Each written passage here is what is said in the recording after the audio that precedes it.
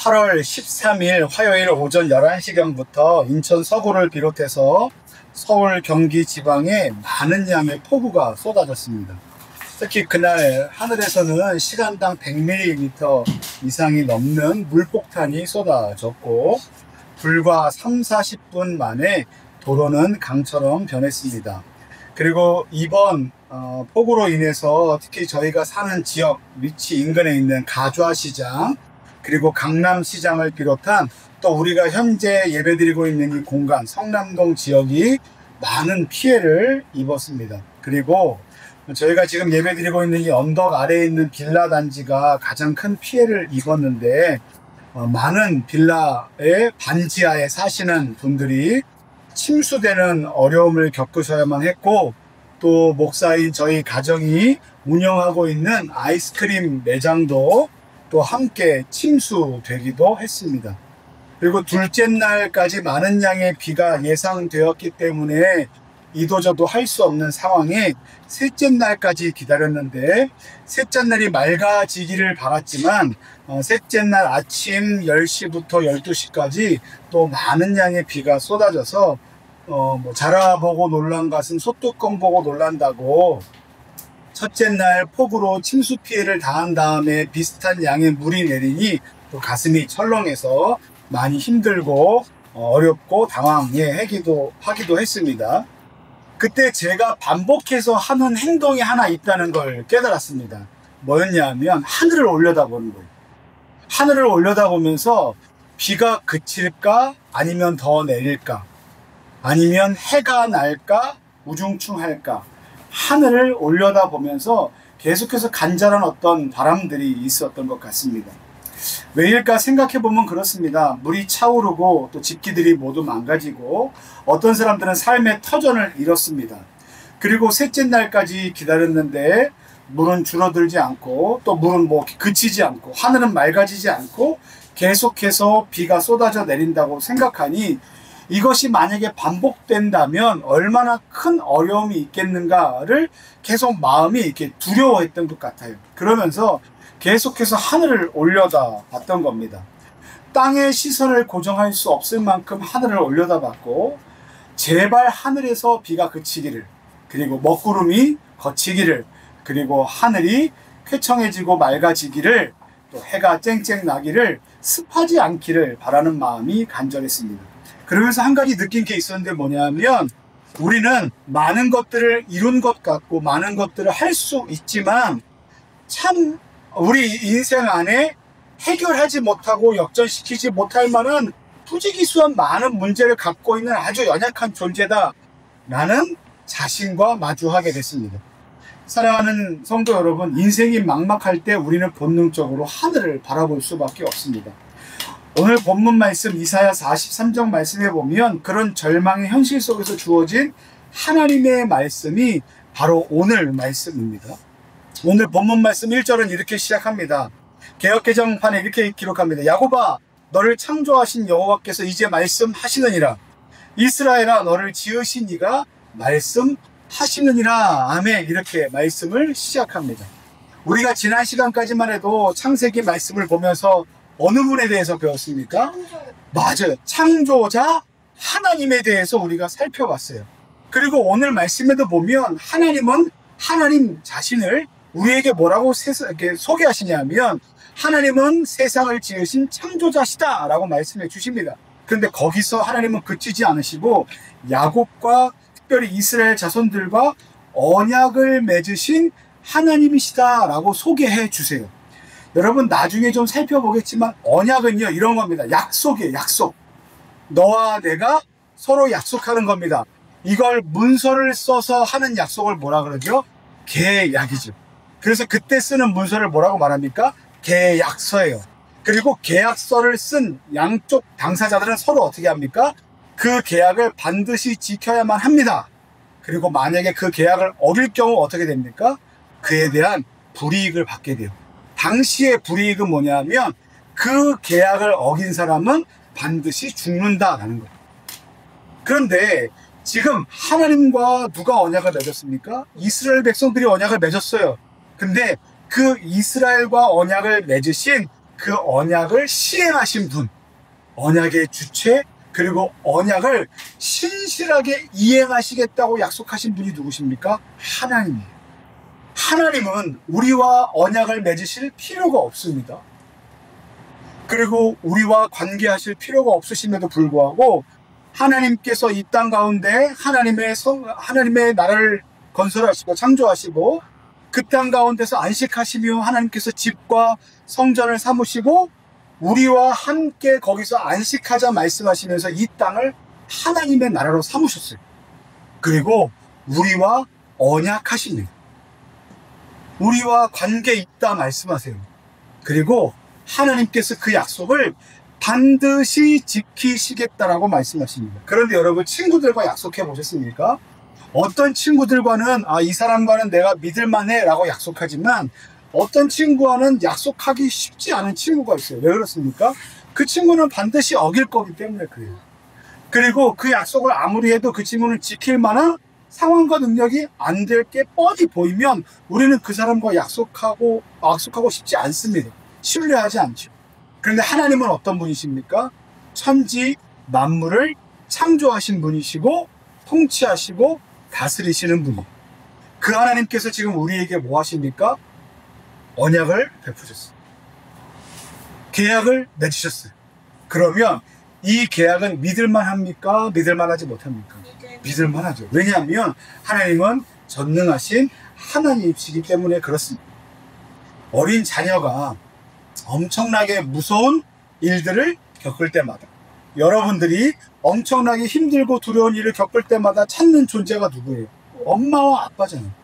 엄마와 아빠가 힘이 셀 거라고 생각하고 능력이 많을 거라고 생각하기 때문에 엄마와 아빠와 함께 있는 것을 알고 그 품에 안겨 있으면 어떻습니까? 그 두려움과 어려운 상황은 물러갈 것이다 라고 생각을 해요. 그런데 하물며 부족하고 연약한 육신의 부모도 그럴진데 전능하신 하나님 아버지, 하늘 아버지가 우리와 함께 계시면, 그분이 우리와 약속하셨다면 그분이 우리와 그 약속하신 그 일을 반드시 지키시겠다고 말씀하신다고 하면 우리는 얼마나 큰 안심이 되겠습니까? 그런데 문제가 하나 발생합니다. 언약 백성인 이스라엘 백성들의 상황이 지금 만만치 않은 거예요. 어떤 상황 가운데 있냐면 이스라엘 백성들은 나라를 빼앗겼습니다. 그리고 심지어 바벨론이라는 자기를 빼앗은 나라에 끌려가서 포로 생활을 해야만 했습니다. 그리고 심지어 그들과 함께 하신다는 하나님의 집인 성전이 무너졌습니다. 하나님의 성전은 무너지고 그들의 조국은 사라져 버렸고 그들은 포로로 남의 나라에 끌려간 상태이고 더 이상 그들을 하나님의 나라 백성이라, 그리고 그들을 언약 백성이라 부르고 말해주는 사람들이 주변에 아무도 없습니다. 지금 우리와 같이 우리는 교회를 세웠고 우리는 사역을 한다 말하고 우리는 예배를 드린다 말하고 우리는 하나님 나라를 위해서 일한다고 말하나 뚝 떨어져 이곳에 와 있는 것 같고 여기서 아무것도 사람들에게 영향력을 끼칠 수 없는 상황 가운데 있는 것 같은 그 상황. 우리가 살아가야 될 지역과 우리가 마땅히 누려야 될 그 환경과 우리와 마땅히 함께 하셔야만 할 하나님의 은혜와 섭리가 우리 가운데 느껴지지 않는 그 상황 가운데 있는 사람들이 지금 누굽니까? 지금 남유다 사람들. 마치 폭우 속에서 삶의 터전이 무너져 버리고 또 삶의 머리 둘 곳을 잃어버린 것 같은 그 상황 가운데서 그 누구도 아무것도 할 수 없는 무기력함을 경험하고 땅이 아니라 하늘만 쳐다보고 한숨을 내쉬며 하늘의 어떠함에 따라 자기들의 삶을 맡겨야만 하는 그 연약한 존재가 바로 지금 바벨론의 포로로 끌려가 있는 남유다 백성들이고, 그리고 지금 우리가 살고 있는 이 어려운 상황들이라는 겁니다. 그런데 하나님이 언약 백성인 그들에게 말씀하신 그 한마디가 있습니다. 그 말씀이 뭐냐면 이것입니다. 잘 들으십시오. 하나님께서 그들에게 말씀하십니다. 너는 내 것이라.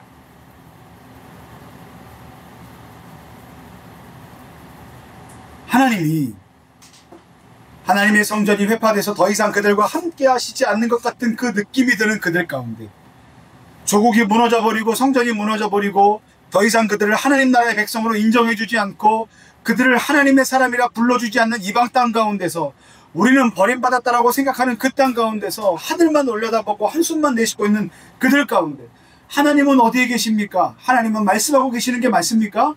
하나님은 우리를 도우시는 게 맞습니까? 라고 말하고 있는 그 어려운 재난과 같은 상황 가운데 하나님이 말씀하시는 겁니다. 내가 너희를 만들었고 내가 너희와 언약을 맺었고 그리고 너는 내 것이다.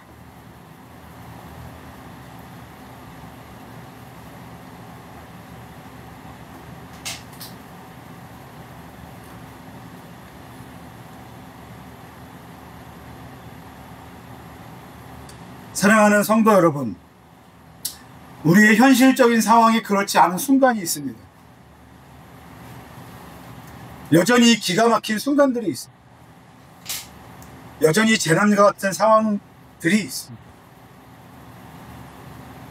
지난번에도 말씀드렸지만 나는 하나님 나라를 위해서 열심히 일할 거야 라고 이야기하지만, 그 안식일만 기다리지만, 주일만 기다리지만, 멋진 일들만 기다리지만, 사실 월요일부터 토요일까지, 월요일부터 금요일까지 우리가 살아가는 일상생활 가운데서는 전혀 하나님과 상관없는 것 같은 삶을, 바벨론과 같은 나라에서 사는 그 엄청난 세속적인 삶을 우리가 살아가면서 힘들어합니다. 그리고 그것은 재난과 같은 상황 가운데서 여전합니다. 하나님, 지금 우리의 육신에 병이 생겼습니다. 우리 자녀에게 문제가 생겼습니다. 우리 아버지에게, 우리 어머니에게, 내 딸과 내 아들과 우리의 삶 가운데 재난과 같은 일들이 발생했습니다. 하나님, 나를 도와주십시오 라고 말하지만, 기도하지만 마치 하나님께서 침묵하고 계시고 하나님께서 그 현장 가운데 함께 하시지 않는 것 같은 그 상황 가운데 하나님께서 우리에게 주시는 메시지가 무엇입니까? 여전히 너는 내 것이다.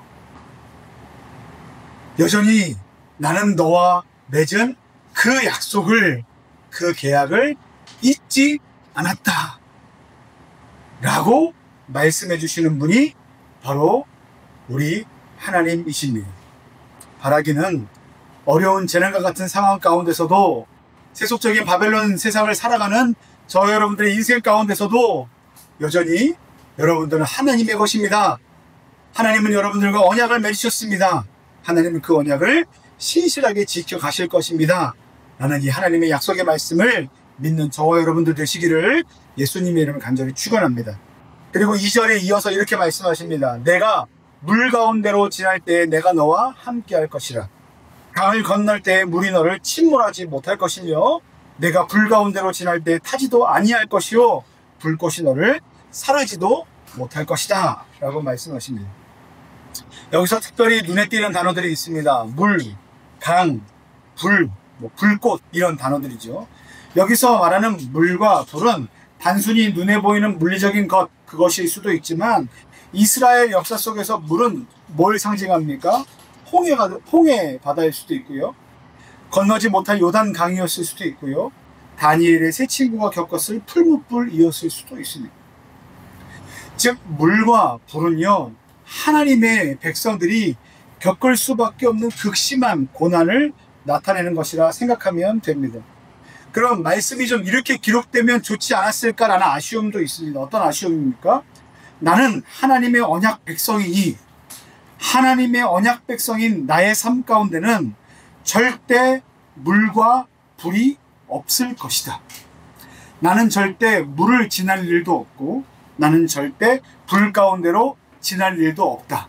그것이 신자가 갖는 특권이다 라는 말씀이 만약에 기록되어 있으면 얼마나 좋겠습니까? 그러면 사람들에게 예수 믿으세요, 하나님 믿으세요, 그러면 여러분에게는 뭐 어떤 그 문제도 절대 일어나지 않습니다. 마치 사람들이 어떤 애군을 쫓아내거나 어떤 좋은 것들을 받아들이기 위해서 몸이나 아니면 집 곳곳에 부적을 붙이거나 어떤 주술적인 행위를 해서 내 삶의 모든 문제가, 내 삶의 모든 운수가 대통할 것이다 라고 기대하는 그 기대하는 바가 예수님을 믿으면 자동적으로 우리에게도 일어난다고 말씀하셨다면 얼마나 좋았겠습니까? 근데 하나님께서 우리에게 주시는 말씀은 너에게는 절대 물과 같은 재난, 불과 같은 재난이 없을 것이다 라고 말하지 않으시고 뭐라고 말씀하십니까? 내가 물 가운데로 지날 때, 내가 불 가운데로 지날 때 라고 말씀하시면서 우리 또한, 그리스도인들 또한 물 가운데로 지나갈 수밖에 없고 불 가운데로 지나갈 수밖에 없는, 고난을 피해갈 수 없는 연약한 존재라는 사실을 알려주십니다. 하나님이 이제 우리가 이렇게 물난리가 나서 침수해를 입었을 때 하나님이 우리 가정만 쫙 이렇게 마치 홍해바다처럼 아니면 요단강처럼 우리 집만 곧 기적같이 침수지역에서 이렇게 보호해 주셨으면 얼마나 좋았을까. 근데 그게 우리의 마음 아닙니까?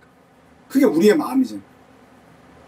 재난과 같은 상황이 우리 인생 안에만 이렇게 싹 비켜가면 좋겠는데, 저는 안 그렇겠습니까?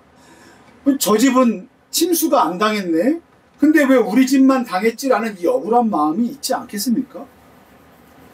우리 집도 좀 비켜갔으면 얼마나 좋았을까? 물이 들어차고 있을 때 동네는 잠겼지만 우리 집 앞에서 딱 끊어졌으면 얼마나 좋았을까? 뭐 이런 생각들이 안 드는 사람이 어디 있겠습니까? 그런데 오늘 성경은 뭐라고 말씀하시냐면,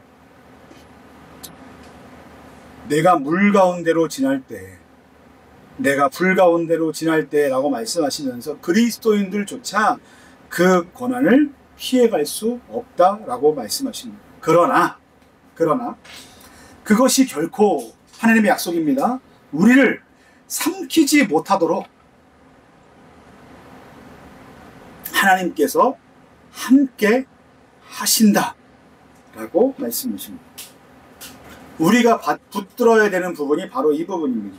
하나님의 백성은 고난을 피하는 자가 아니라 고난 가운데서 우리와 함께 하시는 하나님의 얼굴을 바라보는 자입니다. 가장 무서운 건 우리의 눈이 어두워져 함께 하시는 하나님을 바라보려 하지 않는 그 교만한 마음입니다. 오늘 돈을 많이 가지고 있으니, 오늘도 건강하니, 오늘도 인기가 많으니, 오늘도 무엇인가 부족함이 없으니 나는 역시 하나님의 은혜 가운데 있어 라고만 생각해서는 안 됩니다. 혹시 그 안에서 우리의 눈이 어두워져 하나님을 올려다보지 않고 하나님의 은혜를 구하지 않는다면 그것이야말로 우리 인생 가운데 영적인 재난과 같은 상황이 될 수밖에 없습니다. 제가 이번에 이런 생각을 했어요. 높은 곳에 사니, 아파트 높은 곳에 사니 물난리가 나면 물난리가 났는지조차 모르고 살아갈 수도 있겠구나라는 생각을 했어요. 저희 집은 아파트잖아요. 문을 닫아놓고 살잖아요. 아무리 폭우가 내려도 문을 열지 않으면 바깥에서 어떤 일이 일어나는지 잘 몰라요. 그냥 천둥 치고 번개 정도 치는구나. 그런데 가장 낮은 곳에 살면 어떤 일이 벌어집니까? 조금만 물이 들어쳐도 집을 잃어버리는 재난을 맞이하게 됩니다. 근데 제가 그런 생각을 했어요. 가장 낮은 곳에 있으니 하늘과 가깝구나라는 생각을 했습니다. 가장 낮은 곳이 뭡니까?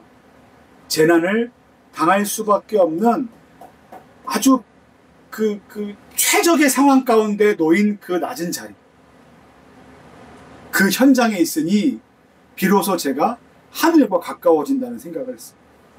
심령이 가난한 자는 복이 있습니다. 심령이 가난한 자가 누굽니까? 나는 거지입니다. 나는 영적인 거지입니다.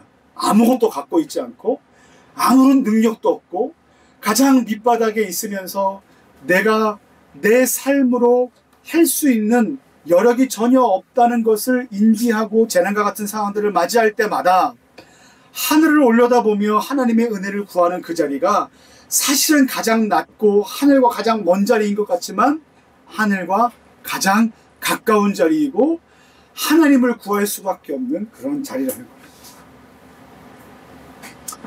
우리의 진정한 복은 부한 상황에서도, 가난한 상황에서도, 물과 불과 같은 재난과 같은 상황 속에서도 언약을 신실하게 지키시는 하나님께서 나와 함께 하신다는 것을 매 순간마다 기억하는 것, 그것이 우리에게 진정한 복입니다. 빌립보서 3장 19절부터 20절 말씀에 그들의 마침은 멸망이요 그들의 신은 배라고 했습니다. 그들은 배만 부르면, 그들은 많은 돈을 갖기만 하면 세상 가운데 가장 큰 기쁨을 얻었다 생각하고 가장 큰 만족이라 생각할지 모르지만, 그 영광은 그들의 부끄러움에 있고 땅의 일을 생각하는 한없이 아둔하고 부끄러운 자라고 말씀하십니다. 20절 말씀에 그러나 우리의 시민권은 하늘에 있는지라. 사랑하는 성도 여러분, 우리는 때로는 배고픔의 문제와 배부름의 문제와 안락함의 문제와 많은 것을 소유하거나 소유하지 못하는 문제로 인해서 재난과 같은 상황들을 맞이할 수 있습니다. 하지만 여러분 기억하십시오. 그들이 자기의 배부름을 신으로 여길 때 비로소 하나님은 보이지 않지만, 우리는 그 배고픔과 어려움 가운데서도, 아니면 우리의 마음이 교만해지지 않고 깨끗하고 순결하며 어떤 상황에서든지 자족할 줄 알며 하나님께서 우리에게 주신 모든 것이 은혜입니다. 그리고 우리가 어려움 가운데 있을 때 하나님의 얼굴을 구합니다. 나는 정직하고 겸손하고 연약하고 심령이 가난한 하늘의 긍휼을 구할 수밖에 없는 그 믿음 가운데 있을 때 우리는 반드시 하늘의 복을 경험하게 될 것입니다. 하나님은 세상을 창조하셨습니다. 그리고 저와 여러분들을 그 안식으로 초대하셨고, 저와 여러분들을 하나님 나라의 언약 백성으로 부르셨고 약속하셨고 우리와 함께 하시면서 말씀하십니다. 너는 내 것이라. 물 가운데서도 너는 내 것이라. 불 가운데서도 너는 내 것이라. 이것은 바벨론에 끌려가 있는 그들에게만 주시는 말씀이 아니라 오늘 이 시간 고난 가운데 살아가는 저와 여러분들 가운데 동일하게 주시는 하나님의 말씀입니다. 우리의 정체성은 환경이 아니라 하나님의 언약 안에 있다는 것입니다. 고난은 하나님이 계시지 않다는 것이 아니라 하나님께서 임재하고 계시다는 상징입니다. 그리고 너는 내 것이다 라는 선언은 지금도 유효하고 내일도 그러할 것이고 모레도 그러할 것입니다. 그러므로 오늘도 우리는 물속에서 하늘을 바라보며 이렇게 고백해야만 합니다. 주님, 저는 주님의 것입니다 라고 믿음으로 고백하는 저와 여러분들 되시기를 예수님의 이름을 간절히 축원합니다.